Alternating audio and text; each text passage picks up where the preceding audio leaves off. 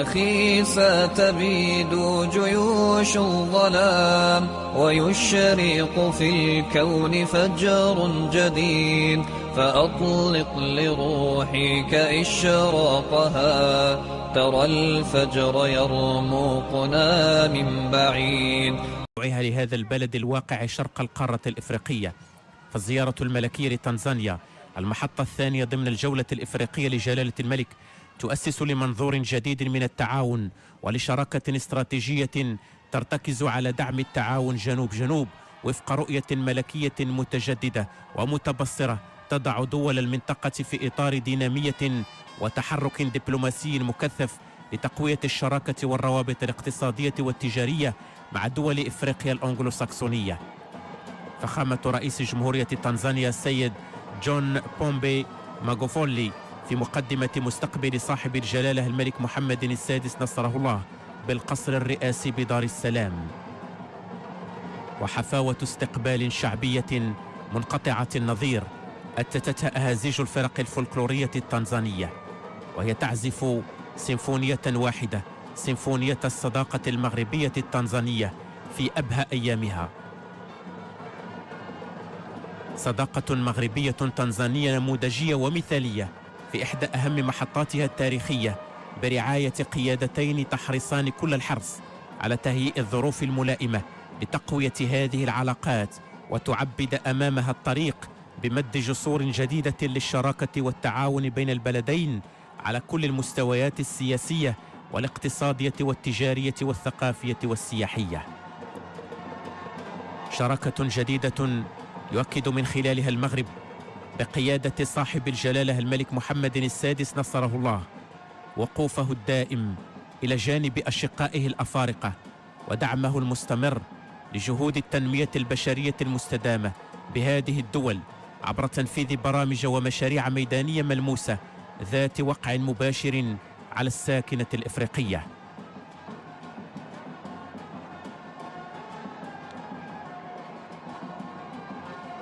رؤية استراتيجية تنموية لدول القارة الإفريقية يقدمها المغرب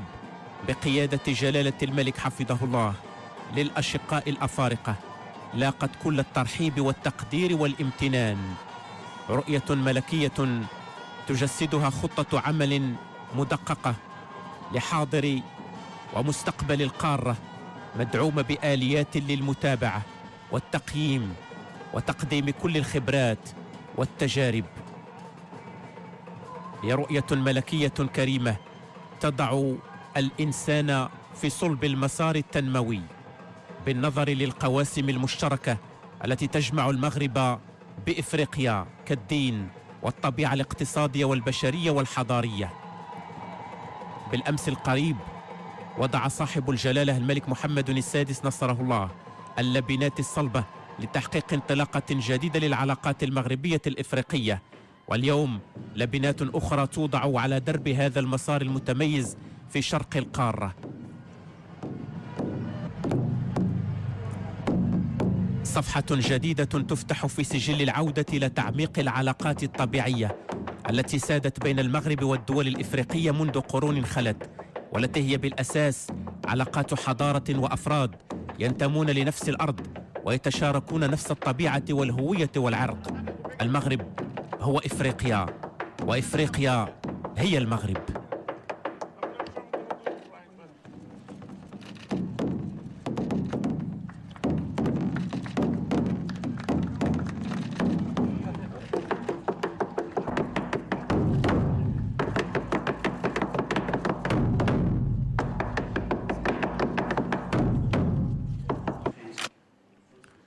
الحضور المغربي في إفريقيا يتأكد يوما بعد آخر بفضل ريادة جلالة الملك حفظه الله وسياسته الحكيمة والرشيدة على الصعيدين الإفريقي والدولي. تم تبادل الهدايا الرمزية بين قائدي البلدين جلالة الملك حفظه الله وفخامة رئيس جمهورية تنزانيا السيد جون بومبي ماغوفولي، وتأكيد آخر لمتانة وعمق روابط الصداقة والتعاون التي تجمع بين المغرب وجمهورية تنزانيا، والتي تجد اليوم ترجمة قوية لها في الزيارة الرسمية التي يقوم بها جلالة الملك حفظه الله لهذا البلد في شرق القارة الإفريقية.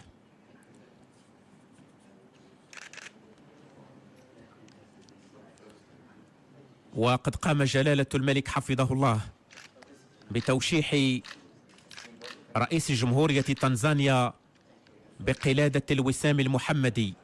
وهو أرفع وسام تمنحه المملكة لكبار القادة والشخصيات العالمية.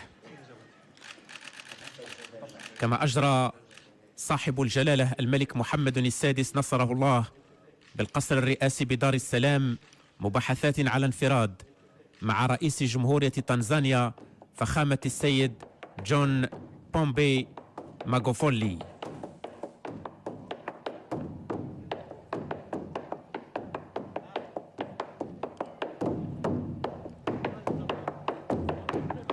زيارات ملكية مكثفة لإفريقيا بدأت بدول غرب القارة، وهي اليوم تنفتح على وجهة جديدة جنوب شرق القارة الإفريقية لتنهل من معين توجهات ملكية جديدة متبصرة تضع أسسا جديدة لتنمية متبادلة متكافئة بين بلدان الجنوب. هي مشاريع اقتصادية عملية بطعم إنساني اجتماعي تضامني وثقافي متميز تتحقق بالقارة السمراء. وقد ترأس صاحب الجلالة الملك محمد السادس نصره الله مرفوقا بصاحب السمو الأمير مولاي إسماعيل ورئيس جمهورية تنزانيا فخامة السيد جون بومبي ماغوفولي اليوم بالقصر الرئاسي بدار السلام حفل التوقيع على 22 اتفاقية للتعاون الثنائي في عدد من المجالات. عودة لبعثة الأولى.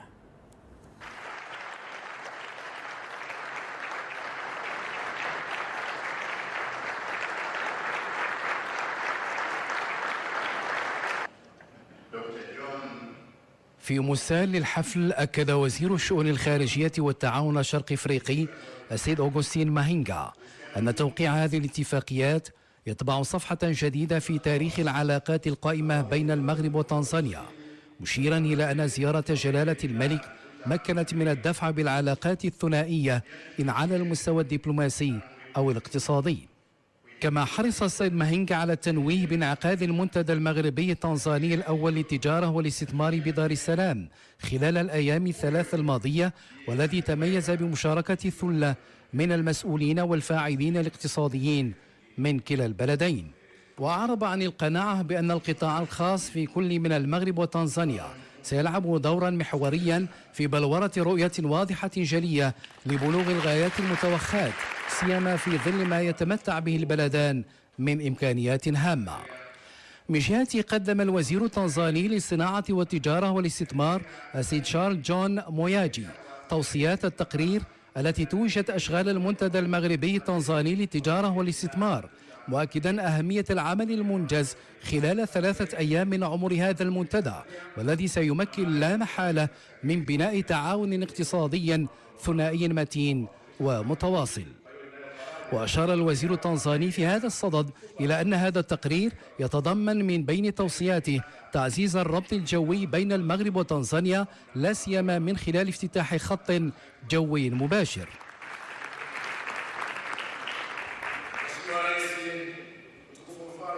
وخلال مراسيم التوقيع أيضا أكد وزير الشؤون الخارجية والتعاون السيد صلاح الدين المزوار أن الزيارة الرسمية التي يقوم بها جلالة الملك لتنزانيا تاريخية على اعتبار أنها تسجل منعطفا جديدا في العلاقات الثنائية، مؤكدا أن الوقت قد حان للعمل سويا من أجل بناء الشراكة المستدامة. وسجل السيد مزوار أن التوقيع على الاتفاقيات 22 يجسد على أرض الواقع النموذج الملموس للتعاون جنوب الذي يدعو إليه جلالة الملك من أجل التنمية والنهوض بالقارة الإفريقية. وأكد الوزير أن المغرب وتنزانيا مدعوان اليوم تحت قيادة جلالة الملك والرئيس جون بومبي ماغوفولي إلى العمل سويا من أجل بناء مستقبل مشترك ومزدهر.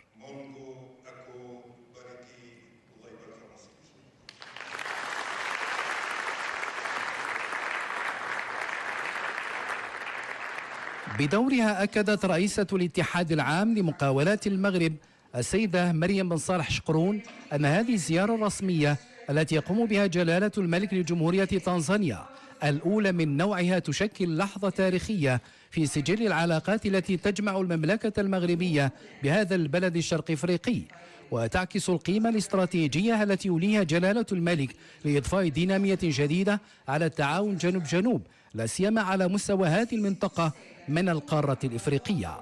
وقالت السيدة بن صالح شقرون إن الفاعلين الاقتصاديين التنزانيين والمغاربة بوسعهم اليوم بناء علاقات مستدامة، كما تشهد على ذلك نتائج المنتدى الاقتصادي المغربي التنزاني الأول التي تعكس الإمكانيات الكبرى لهذه العلاقات.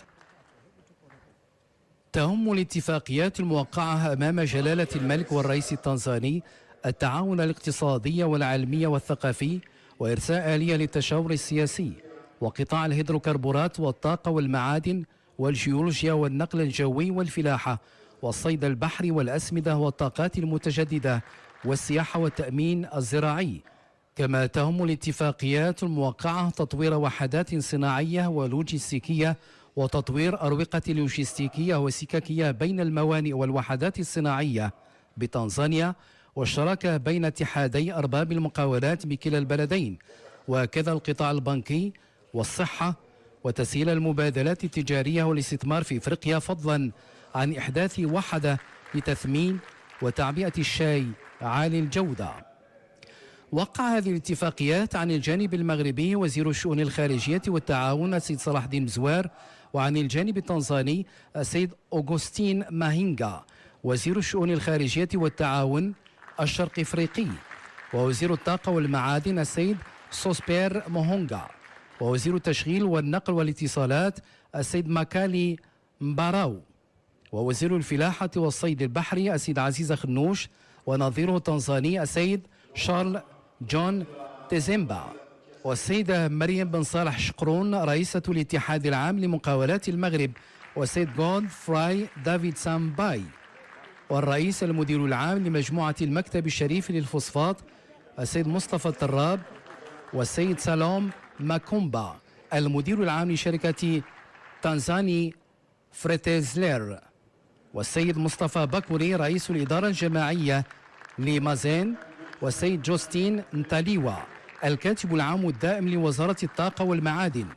والسيد طارق زويتن المدير العام للمكتب الوطني المغربي للسياحة، والسيد ديفوتا ماداشي المدير العام للمكتب التنزاني للسياحة، ورئيس الإدارة الجماعية للقرض الفلاحي بالمغرب السيد طارق السجلماسي، والسيد توماس سامكاي، والسيد هشام بالمراح رئيس الإدارة الجماعية للتعاضدية الفلاحية المغربية للتأمين، والسيد سام كامانجا المدير العام للشركة الوطنية التنزانية للتأمين، والسيد محمد بن عودة المدير العام للشركة الوطنية للنقل واللوجستيك، والسيد جوزيف ليون سيمباكاليا، وكذا السيد مسانجا كادو غازا المدير العام لشركة رولي أسيت هولدينج، والسيد أحمد عدوها الرئيس المدير العام للخطوط الملكية المغربية، والسيد لاديس ماتينغا، والسيد أمين بوعيد عن بيمسيو بانك أوف أفريقيا، والسيد تيليماس إروين عن Comprehensive Community Based Rehabilitation of Tanzania، والسيد ألاي إيواد عن لايك غاز تنزاني ليميتد، والسيد سيف سيف عن سوبر ستار فورورد كومباني ليميتد، والسيد محمد الكتاني الرئيس المدير العام للتجاري وفا بانك، والسيد ألحاس المدير العام لمؤسسة أولام، والسيد محمد بن شعبون رئيس الإدارة الجماعية للبنك الشعبي، والسيد تونيا كانديير عن البنك الإفريقي للتنمية، والسيد محمد حسن بن صالح المدير العام للفيدرالية المغربية لشركات التأمين وإعادة التأمين، والسيد سام كامانجا رئيس جمعية المؤمنين التنزانيين، والسيد أمين عباس البارودي رئيس وحدة لتثمين وتعبئة الشاي، والسيد جوزيف مولاي المدير العام أفريك كوفي. تنسجم هذه الاتفاقيات مع التوجه الملكي الرامي إلى تدعيم الشراكة جنوب جنوب، وهي تعزز الإطار القانوني المنظم للتعاون بين البلدين.